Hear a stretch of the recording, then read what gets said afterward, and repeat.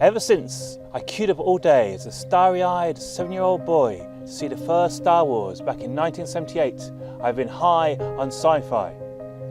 I fed my habit with comics, TV, movies, the novelizations of movies and role-playing games. Fast forward 40 years and I'm completing my PhD in creative writing at the University of Leicester. My first foray into science fiction, Black Box, has won a national science fiction novel competition, and now you have a chance to be part of the story. What will survive of us? Things seem pretty bleak out there at the moment, with climate chaos, geopolitical turmoil, displaced populations. It feels like there's not only a serious threat to the peace and security of our families and communities, but to the human race as the dominant species upon planet Earth. It all feels a bit like the 80s, the sequel. Back then, as a teenager living under the shadow of the Cold War, I first started to get seriously interested in science fiction about the way it explored different possibilities of the future, alternative versions of now. For science fiction holds a dark mirror up to the present. In Black Box, I want you to gaze hard into the abyss, but see there a glimmer of hope. Because I didn't want to offer just another bleak dystopian vision of the future, nor a worldly optimistic vision of the future, a utopia, but what the Canadian novelist Margaret Atwood called an ustopia.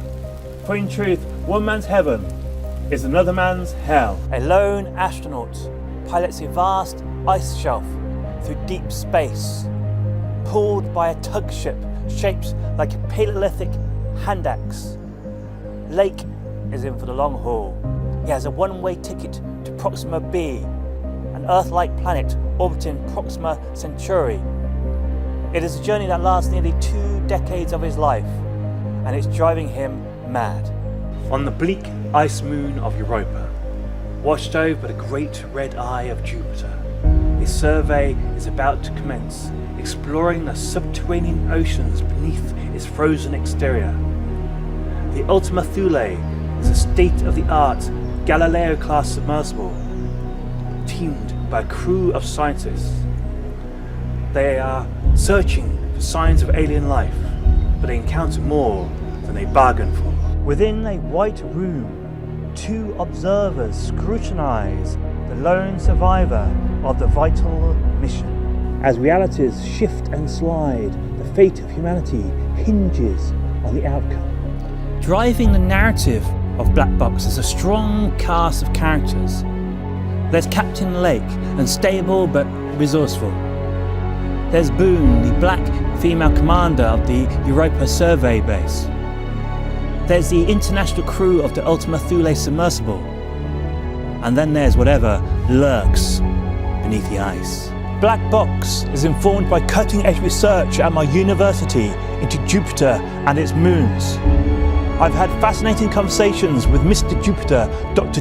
Jonathan Nichols, who's a team member for the NASA Juno project. And I've been shown the clean room on campus where they make satellite components for those projects. And there I felt a little closer to the stars. Black Box delves into the big questions surrounding humanity's survival and the existence of sentient life. So, it's going to be a real adventure. Join me for the ride.